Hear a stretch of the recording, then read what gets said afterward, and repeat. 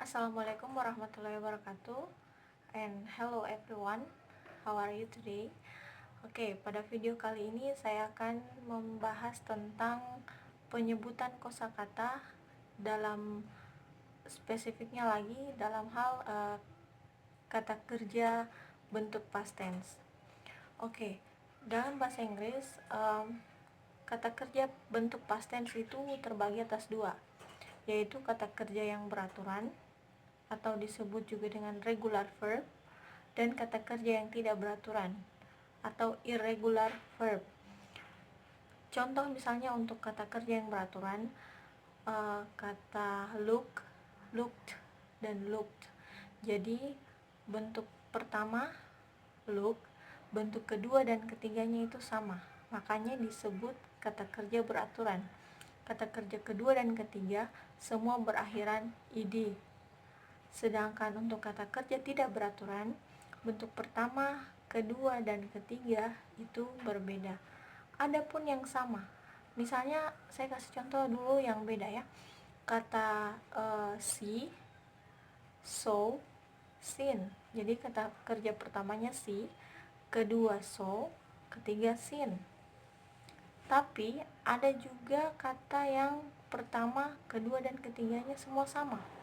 Misalnya kata cut, kata kerja pertamanya cut, kedua cut, ketiga juga cut. Meskipun demikian, tetap kata ini digolongkan dalam kata kerja tidak beraturan.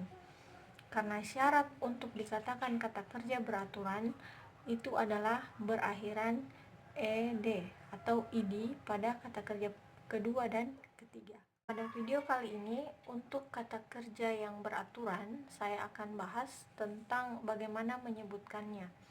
Jadi, ketentuan atau syaratnya itu berdasarkan bunyi. Oke. Dalam bahasa Inggris itu ada cabang ilmu yang disebut fonologi atau ilmu tentang bunyi. Nah, mungkin teman-teman merasa materi ini agak berat karena cenderung bersifat saintifik atau keilmuan, tapi nggak apa-apa, insya Allah bisa dimengerti ya. Oke, tonton sampai habis ya teman-teman. Nah,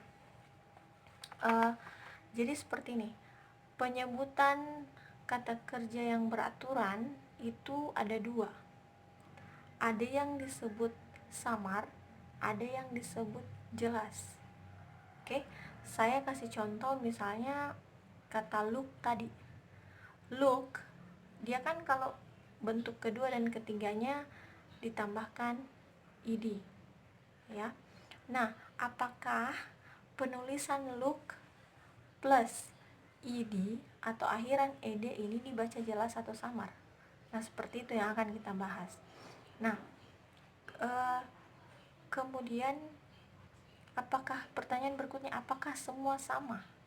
Ya tentu saja tidak ya, seperti saya yang bilang tadi, ada yang dibaca jelas, ada yang dibaca samar. Jadi penentuannya itu seperti ini teman-teman. Penyebutan jelas atau samarnya itu tergantung dari dua hal. Ini ilmunya ya teman-teman, ini ilmunya. Yang pertama yaitu bunyi voiced, oke, atau disebut voiced sound. Dan yang kedua yaitu voiceless sound. Aduh, apa sih itu ya voice dengan voiceless? Nah, untuk yang teman-teman dari kebahasaan ini, terutama bahasa Inggris, mungkin tahu ya, atau tahu tapi lupa. Nah, kita bahas teman-teman. Bunyi voice dihasilkan dari udara yang berasal dari tenggorokan. Jadi ketika kita menyebutkan satu bunyi, kita bisa merasakan vibrasi di leher. Seperti itu. Sedangkan voiceless adalah bunyi yang tidak berasal dari tenggorokan, tapi udara yang ditekan keluar dari dalam mulut. Makanya tidak terjadi getaran di leher. Alat tesnya sederhana, kita bisa raba leher sendiri, jangan leher orang lain ya. Leher sendiri diraba untuk merasakan adakah vibrasi atau tidak. Jika ada, maka itu voiced. Oke. Jika tidak ada, maka dia voiceless. Terus apa hubungannya dengan kata kerja? Nah, kalau dia bunyi voiced, maka penyebutannya itu akhirnya, ya penyebutan bukan penulisan ya teman-teman, penyebutan itu akhirnya bunyi deh. Saya kasih contoh satu, misalnya kata saved, saved ya, dari kata save, SAVE ya, menyimpan, menabung ya artinya dalam bahasa Indonesia, ketemu dengan akhiran id, dia dibacanya sorry my voice, dia dibacanya saved, bunyinya de terakhir. Di mana posisi lidahnya? Itu posisi lidahnya itu berada di langit-langit jika voiced. Kalau voiceless yang tadi kata look, oke, jika ditambah dengan akhiran id ya, dia dibacanya teh, teh, teh, t, t teman-teman. Jadi bagaimana kalau bunyi teh atau t, lidah itu ujung lidah ujung lidah menyentuh bagian belakang gigi atas. Coba teman-teman sendiri praktekkan, teh atau teh, di mana posisi ujung lidahnya, pasti menyentuh bagian belakang atas gigi. Itu yang voiceless. Tadi kalau yang voice bunyinya deh, dia ujung lidah itu menyentuh langit-langit. Oke, kalau voiced menyentuh bagian atas langit-langit, bagian langit-langit ya. Kalau voiceless menyentuh bagian belakang gigi atas. Contohnya kata look. Jadi kalau voiceless kan akhirannya L O O K, L O O K, K ya, K, k. Ini nggak ada getaran di sini, k. Oh, voiceless. Maka dia harus disebutkan looked. Seperti itu, looked. Oke. Ya. Nah, saya beri contoh lain yang mungkin sudah jelas ya, mungkin teman-teman ya yang bunyi voiceless itu. Jadi ada beberapa kata, ada beberapa kriteria lain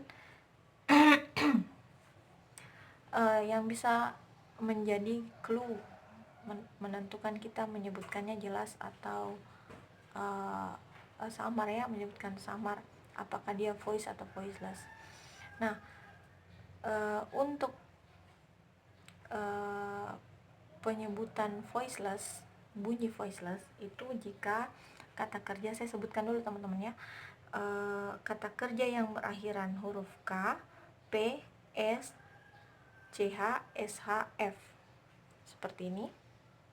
Oke, itu maka dia bunyinya dibaca teh jika bertemu dengan final ending id. Contohnya tadi kata looked, ya, seperti itu. Jadi dia dibaca T. Oke. Sedangkan untuk voiced, huruf yang menjadi huruf terakhir pada kata kerja, misalnya huruf L, V, N, B, dan semua huruf vokal itu dibaca voiced. Dengan kata lain, dibaca deh. Contohnya kata cleaned, ya, cleaned, membersihkan. Kan dia akhirannya N, C L E A N, clean, akhirannya N, huruf terakhirnya N, maka dia termasuk voiced, dia dibacanya cleaned, bukan clean. Sudah paham teman-teman? Ya mungkin nanti bagi yang mau bertanya, kita berinteraksi di kolom komentar. Oke? Nah, itu yang penyebutan yang samar-samar.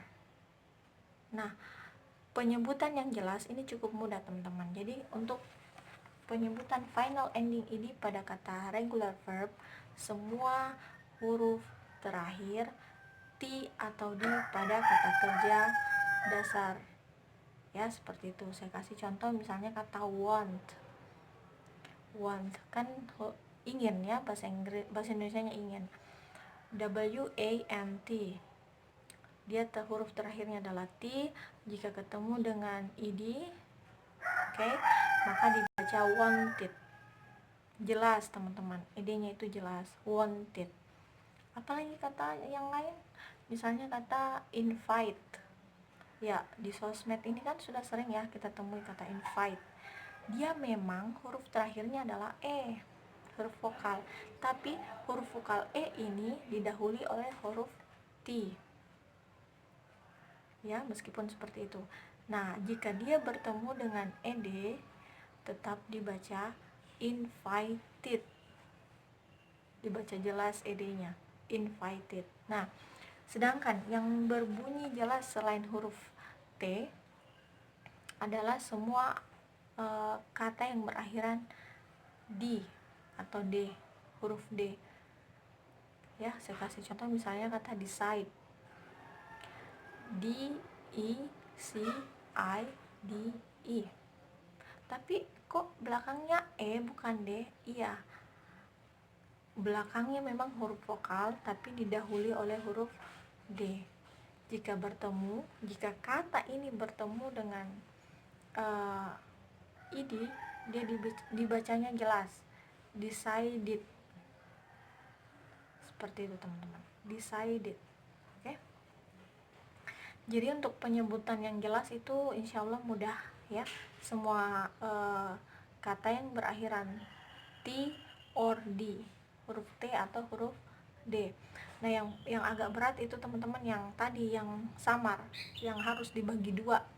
Oke. Apakah akhirannya itu bunyinya te atau de ya, seperti itu. Oke. Ya, saya kira itu dulu teman-teman pada video kali ini. Mungkin agak berat, jadi videonya bisa diulang-ulang kalau perlu, karena ingat teman-teman, penyebutan bahasa Inggris itu it's very important. Oke. Jadi hal yang sekecil itu pun harus diperhatikan. Oke. Ya, saya kira itu saja dulu pada video kali ini. Thanks for watching. Wassalamualaikum warahmatullahi wabarakatuh, and see you on the next video. Bye bye.